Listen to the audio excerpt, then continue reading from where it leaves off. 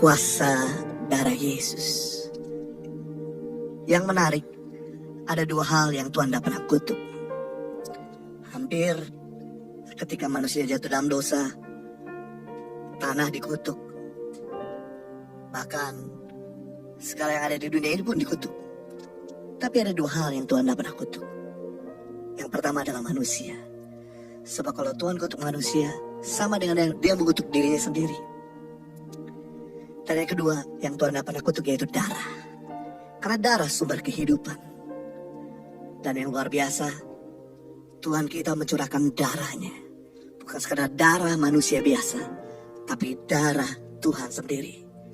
Ada 4 fungsi atau 4 manfaat dari darah Yesus. Yang pertama, fungsi daripada darah Yesus yaitu menebus segala dosa-dosa kita. Mungkin kau berkata, wah saya susah sekali lepas. Saya susah sekali merdeka. Saya selalu terikat dengan dosa yang sama. Saya mau katakan, ada pengharapan.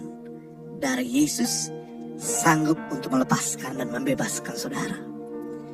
Firman Tuhan berkata dalam Efesus 1:7, sebab di dalam Dia, oleh darahnya, kita beroleh penebusan, yaitu pengampunan dosa, menurut kekayaan kasih karunia-Nya. Dicurahkan darahnya karena Dia mengasihimu, karena Dia mau membebaskan kau, karena Dia mau melepaskan kau, dan Dia mau mengampuni segala dosa-dosamu. Karena upah dosa adalah maut, itu sebabnya Dia curahkan darahnya, agar setiap kita menerima darahnya beroleh kehidupan yang kekal. Yang kedua, fungsi daripada darah Yesus menyembuhkan kita. Yesaya 53:5, tetapi Dia tertikam oleh karena pemberontakan kita.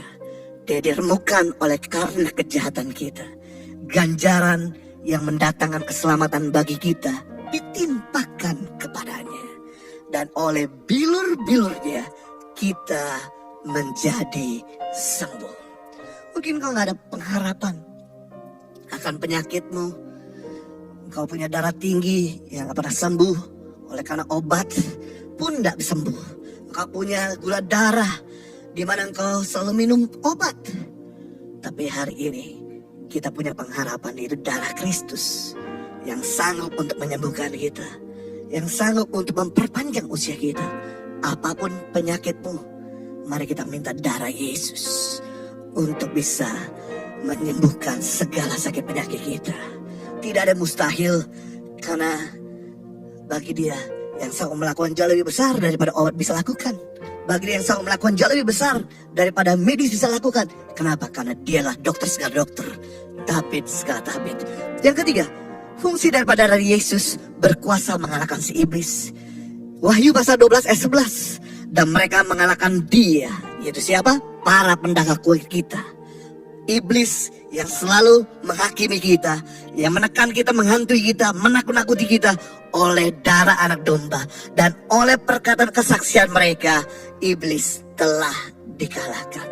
Luar biasa buat saudara hari ini yang berkata, saya selalu gagal, saya punya kutuk keturunan. Saya mau katakan darah Yesus sanggup untuk melepaskan kau dari segala kutuk. Mungkin engkau terikat dengan kuasa kegelapan. Engkau pernah disantet, diguna-guna sama orang. Kau pernah dihipnotis. Saya mau katakan, kuasa dari Yesus sanggup mengalahkan kuasa yang ada di dunia ini. Kita punya Tuhan segala Tuhan, Raja segala Raja, yang berkuasa atas muka bumi, langit dan jagat raya.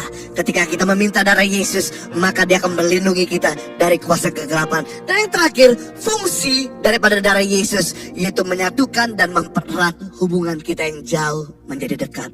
Efesus pasal 2:13. Tetapi sekarang di dalam Kristus Yesus, kamu yang dahulu jauh sudah menjadi dekat oleh darah Kristus.